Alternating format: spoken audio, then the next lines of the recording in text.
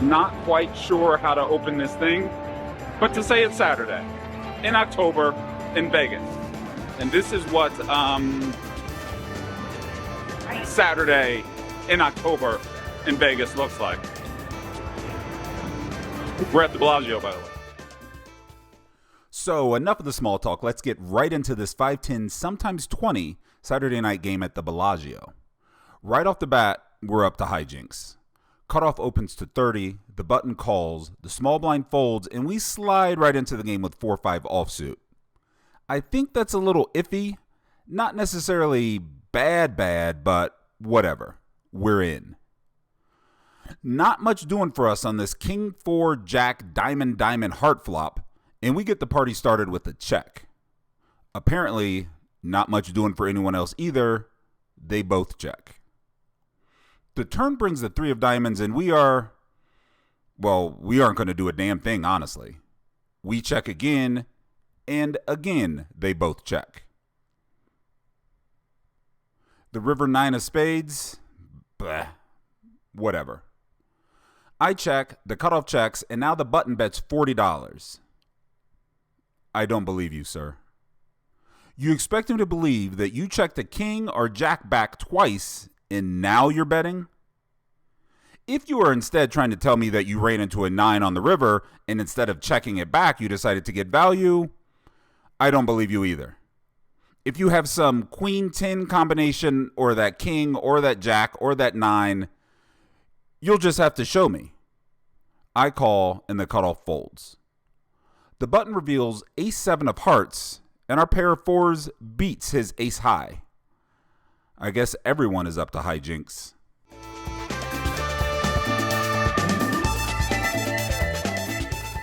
As the last hand was underway, the empty seat on our left was filled with rain delay. If you've watched the vlog for a while, you'll remember my best friend, Rain Delay. We met in St. Louis and both played poker there for years before he moved to Vegas.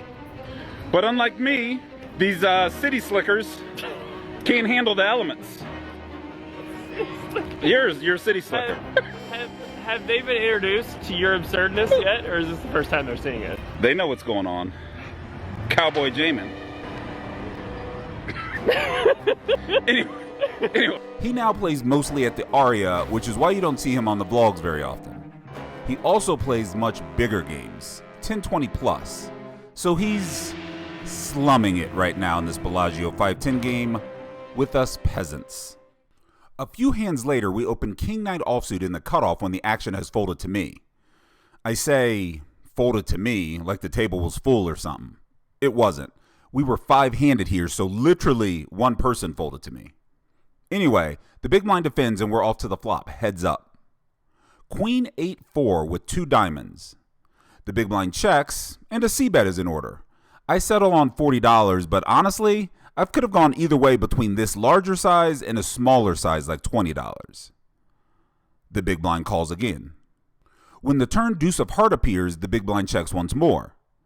I probably should be continuing the aggression with most likely a larger size bet here. However, my game time decision was to check this back and fire on almost all rivers. The river ace of spades is a dream, and the big blind checks for a 3rd time. There's a chance that my king high is good, but I'm not going to check it back and lose to 5-4 or 8-7 when those are hands that would fold if I bet. I reach for chips, but before I can bet, the big blind tosses his hand into the muck. Although the hand is now over, I continue the bluff with some post-hand discussion with the dealer. Thank you. You're welcome. Thank you for the river. You know, I knew you weren't going to let me down. I was like, there's no way she's going to let me down. 0 chance. And you did it. You came through. Because he had me, you know. And so the river came in. I was like, got that motherfucker. That's what he's talking about. Thinks he's safe. Don't know about the river. Don't know about the river. See a lot of people with those. Like, where do you get that? Like, when I go shopping for like hats, all the ones I see have the bills in the front, like that. Like, how do you get those things? Homemade. Yeah. Homemade? Yeah. Custom. Yeah. I always just see the bills in the front.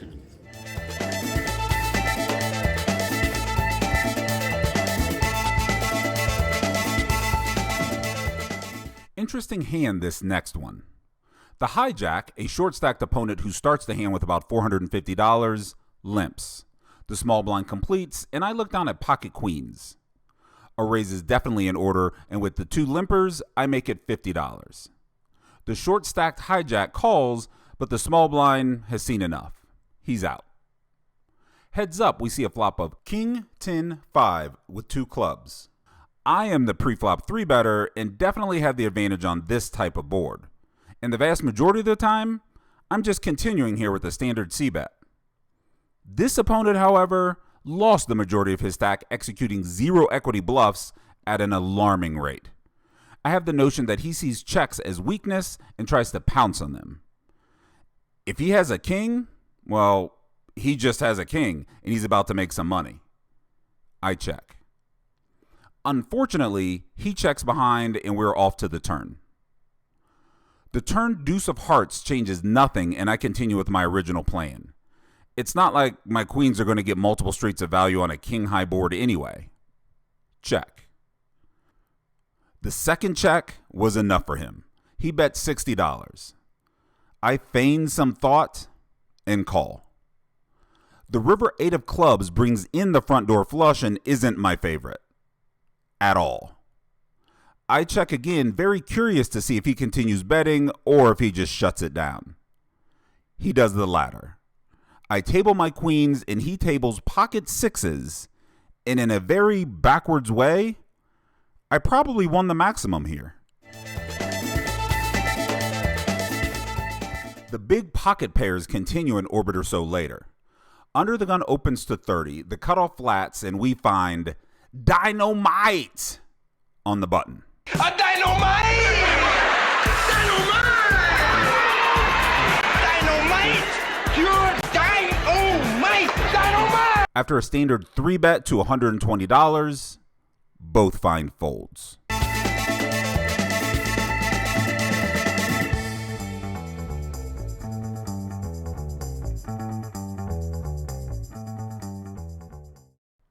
Not blasting off on boards that don't favor you even with quote-unquote good hands is a skill that I paid the iron price for. That bauble round your neck. Did you pay the iron price for it or the gold? Here the low jack opens and we 3-bet from the cutoff with ace-king offsuit. Action folds to the original opener and he comes along. When playing hands, it's always nice to be in position. Even if the hand in question is this unpaired, overhyped piece of shit. 6-5-4 with two clubs, and as standard, the low jack checks to the raiser. Me. Here's where years of being check raised, aka paying the iron price, comes in. This flop as the 3-better isn't the best. We don't have any of the good hands. Sure, we have aces and kings, but we don't have sets and we have very few straights. This may pose a problem if we bet. A studied villain will recognize this and liberally check raise us at breakneck speeds. It's best to check this type of hand on these type of boards and just keep it moving. The turn king of diamonds is more our speed. The low jack checks again, and now with at least some skin in the game, we can dance about a bit. We come with a half pot size bet and our villain folds. I bought in for 500. I've run my stack up to, I don't know, $3,000 or so. Probably more. I colored up. A natural color up to earn myself What is this natural talk? I don't know plaque. what is this natural? I got a plaque. They got plaques for the $1,000 chips. I got a plaque. Naturally. You know what he did? Since you can buy into the big stack, he just went and bought two I got plaques. 2 plaques. Naturally. He's got two. No, that's not natural. It is natural. No, that's not natural. It's natural. No. They know the difference. We My are- audience is smart. And I did it naturally. He's got a bunch of chips in front of him, even though he hasn't hit hands, and he's got 2 plaques, both ill-gotten. We'll just call it that. I don't think anyone else on the table has 2 plaques. Pretty sure I'm the only one with 2. Finally, we get into our hand with our old nemesis, rain delay. I've been waiting for this moment for years, as it's been quite a while since we really played a session together on the same table. He does have position on me, which is a disadvantage, but I don't care. Let's fight, punk. We open Jack 9 of clubs to $30 in the hijack and see that he, in the cutoff, begins pretty quickly reaching for raising chips. What is this fool doing? Does he not remember how much I've been studying? He finds the raise button and clicks the $110 option. Action folds back to me. For years, I've been itching to punish this kid. Our friendship ends at the poker table. Nothing would make me happier than seeing this New Jersey Devil fan cry. He doesn't, nor has he ever lived in New Jersey. Poser. We mentally consult our internal pre-flop charts. And, okay, we just fold here, but you gotta admit, it was kind of dramatic there for a moment. Not too long passes and we find ourselves opening again, this time from early position with interracial kings. What can I say? We were just picking up some hands this session.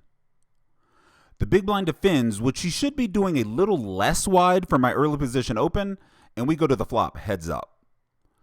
Queen of clubs, jack of spades, six of spades. The big blind checks. The villain in this hand isn't very deep, and again we see a board that I have two sizes on. I choose the smaller size, hoping that he has a queen or a draw and just pops off. And if not that, he should, with a slightly larger calling range due to my smaller bet size, have something to continue with. We bet $20. Unfortunately for me, he just folds.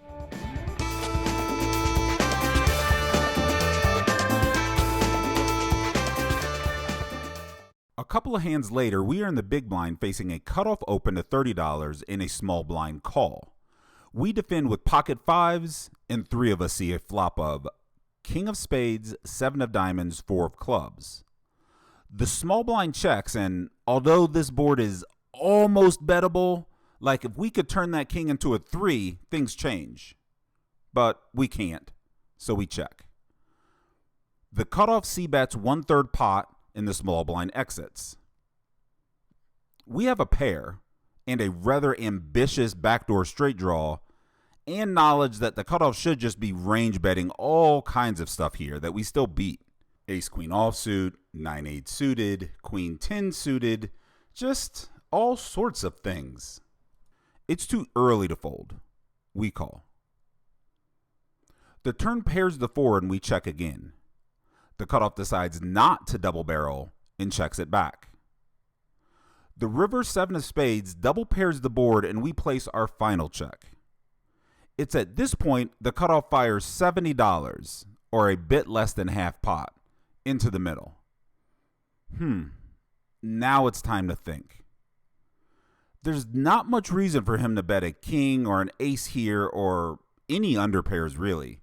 Pocket queens, jacks, tens, etc. All these hands should just be checking and trying to see showdown. As the big blind defender, I have a lot of fours and sevens that he shouldn't have because I'm defending with hands like 4-5 and 6-7 offsuit, where he shouldn't be opening with those very often at all. So if he's betting, he either has a super strong hand or he has a hand that most likely won't win if he checks. His sizing is small enough that it makes it easy to look him up. So I do. I call, and he tables jack 10 suited.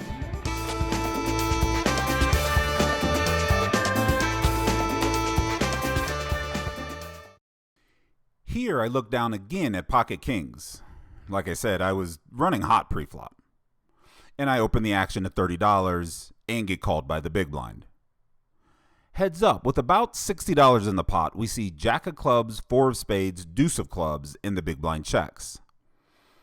Very disjointed board here. Not a lot to worry about, and I want to bet something, but keep my range pretty wide. I choose a size that could be a lot of things. In fact, we need a size that we can bet with kings, but we could also bet with ace-9 suited, queen jack, etc. We down bet to $20 and the big blind calls again. The turn 9 of clubs is pretty neutral. Yeah, the flush comes in, but I'm blocking that, so it's a bit less of a worry. The big blind checks again. I can realistically check or bet here. I roll the check, and we see a river. The river deuce of diamonds pairs the board, which means I'm losing to basically only a flush, as there really shouldn't be that many deuces in the villain's calling range. However, the big blind now leads out tiny, $20. Our hand is stronger than represented, and it can take a bit of heat, plus having that king of clubs is helpful. We raise it up to $90, looking to be called by a jack, and most likely just folding if he re-raises. He thinks about it for a while, and eventually tosses his cards in the muck. The table I was on was a must-move game, and I had just got notified that a seat had opened in the main game, and I was next on the list to move. I started racking up my chips to make the trek to my new table. And then I got the 11th hour reprieve when instead the powers that be decided to turn our must-move game into the second main game. You guys are now main game. Right on. Anybody want off here? You still leaving? Huh? Cool. Still leaving? No. It's gonna get good. I can smell it. Overall, the table played mostly passive. Mostly. Like almost all live games, though, there are individual hands of crazy, spastic behavior, and in those hands, you just want to have it. It's always nice to just have it. Unfortunately, it's hard to have it. Here, the straddle is on, so we were playing 5, 10, 20. I look down at pocket 8's first to act, and this hand, definitely playable. I make it $50 to go. Action folds back to the straddle, and he finds the call. So far, so good. We see a flop of 9 of spades, 4 of diamonds, 4 of clubs, and now the straddle donks for $60. Not only is a donk on this board abnormal, but so is the size. It's all a bit strange.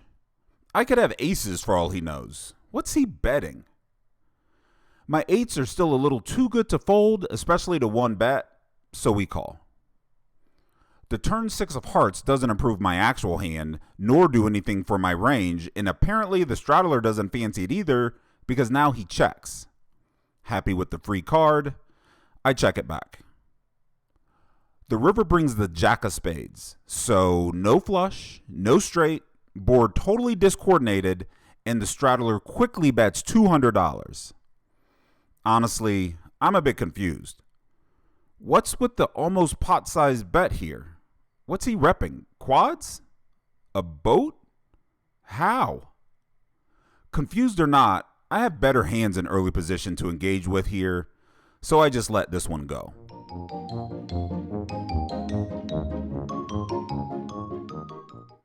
The very next hand, the straddle is off, basically because I was still thinking about that last hand and forgot. Oops. We open ace-4 of diamonds under the gun, and when the action reaches the low jack, he raises to $90.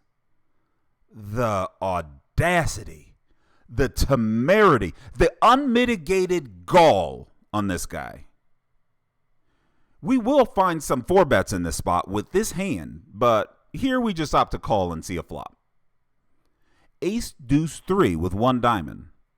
As far as flops go, not bad. Not bad at all. However, I'm not the 3-better, and I'm not in position. I check. He continues with the C-bet. 1/3 pot, very much on the I'm betting my range size. $70. Zero chance we're folding here. And hell, I wouldn't be mad at myself for finding a check raise here. But we don't. We call. Let's see a turn. In the scope of this hand, the turn 7 of diamonds is a big nothing. Unless he magically turned a set. In which case, his flop C-bet sizing would make even less sense. Either way, I check and curiously wait to see what he's going to do now. He checks it back. The river pairs the 3, and there's really no reason for me to lead here. It would be very hard for me to get called by worse hands than mine. I check again. Our villain gives up and checks it back. I table my hand and he just smucks, which sucks because I kind of wanted to see what he 3-bet me with.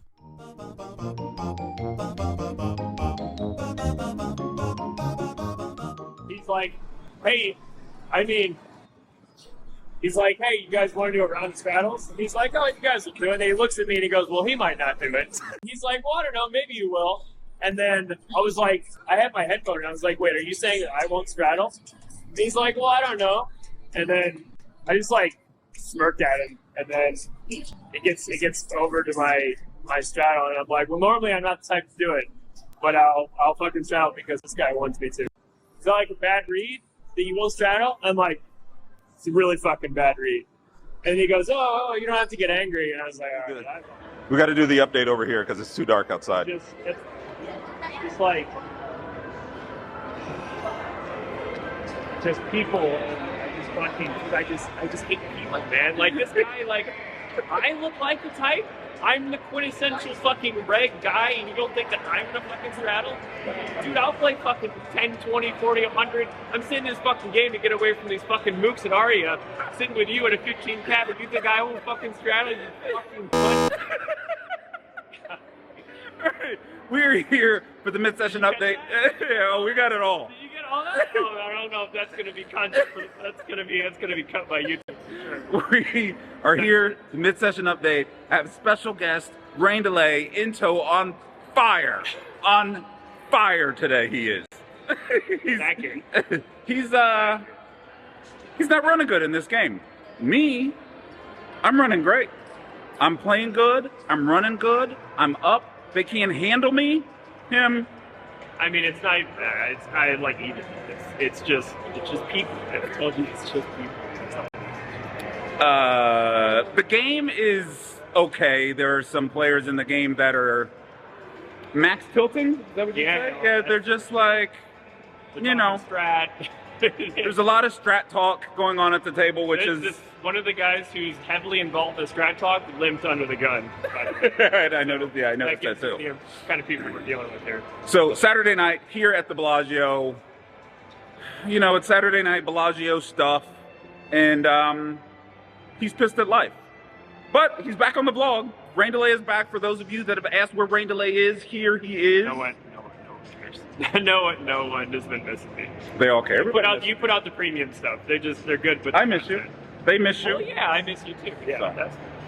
But it's getting late. I don't know. What time is it? 12? 1. I ain't going to be here all damn night because I have a tournament to play tomorrow. I'm streaming a tournament tomorrow. Tournament Jamin is making an appearance tomorrow. It's WPT Global World Championship. Something. Is that all what? Oh, okay. That doesn't sound like anything that's going on. So we're going to head back in. We're going to wrap up. I'm going to try to calm him down. And yeah, that's it. That's the mid-session update. It's a long one. It's a long mid-session update.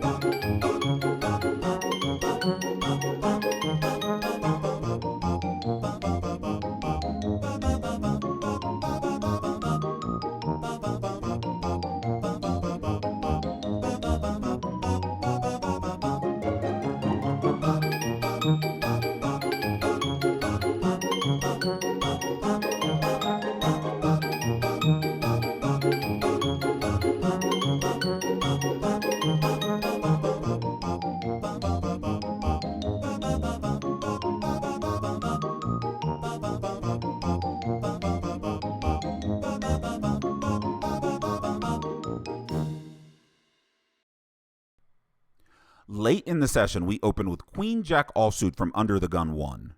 This isn't a hand we are always opening, but the table is deeper at this point, so let's go. We make it $30 and get looked up by the button. Heads up, we see a flop of Queen of Spades, 7 of Hearts, 3 of Diamonds, and we opt to check, out of position, and the button does the same. The plan now is most likely to catch a blank turn and hopefully start building a pot. The King of Diamonds turn was not in the plans. This isn't a good card. We check again. The button fires $40 and we find the call. The 7 of clubs pairs the 7, and before I can act, guess what? The button fires $70 out of turn. I hadn't, no. Well, I'm sorry. It's on you first. You need to act. You need to check her back. Again with this out of turn stuff? The dealer stops the action and asks if I had acted. Action returns to me, and at this point, I just fold.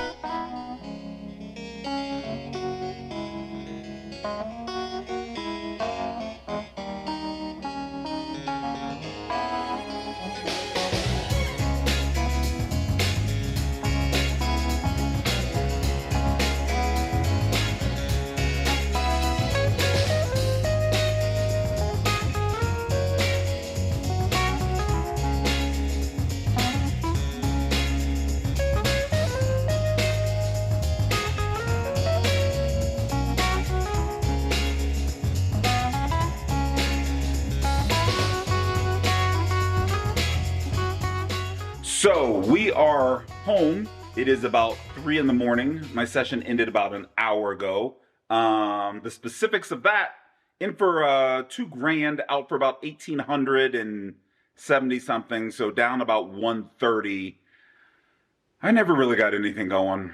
I never really picked up any like strong hands. I never really got into the mix. Table was a little frustrating, a little bit slow. Guys talking strategy, just meh. It was cool hanging out with Rain Delay. Cool seeing my boy again, playing on the same table like back in the old days. But session was meh. But now it's time to go to bed. It's time to go to bed. It's time to get some sleep. It's time to get up in the morning. I got to play a WPT Global tournament tomorrow. So if you like the vlogs, leave me a comment, subscribe, hit the little notification bell thing, and I'll probably get back to you. But until then, we'll see you next time. Bye. Y'all want to see all the outtakes, fun facts, and behind the scenes craziness? Well, here we go. But now it's time to go to bed. And just no real hands. We have made it. We are home. It is the end of the night. It is damn near 3 in the morning. And the session went, you know what? Honestly, it could have gone better. I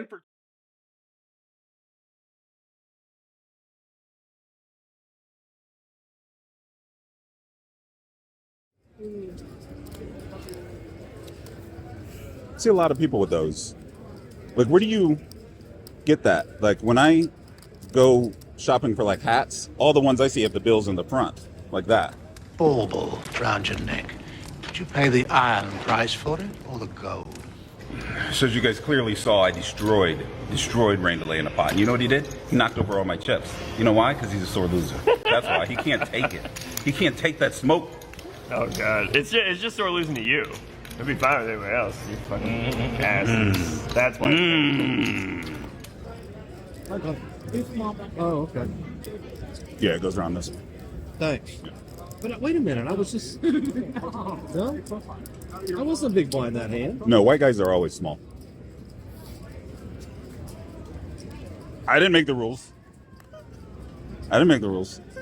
It's just it's just genetics or something. Oh, the averages. But it don't apply to everybody, baby.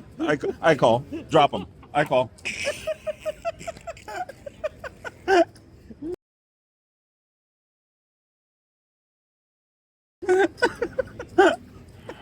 It's Friday, October 23rd. We find ourselves in downtown Summerlin on a mission to hit Warby Parker for... Warby Parker only sells one thing.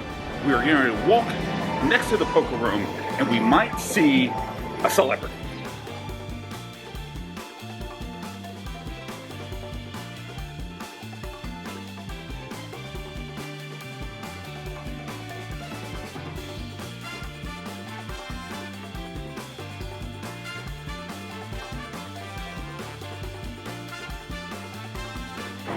I think I'm on the most passive table I've ever been at in my history of playing Bellagio 510. Super passive, limpy ridiculousness.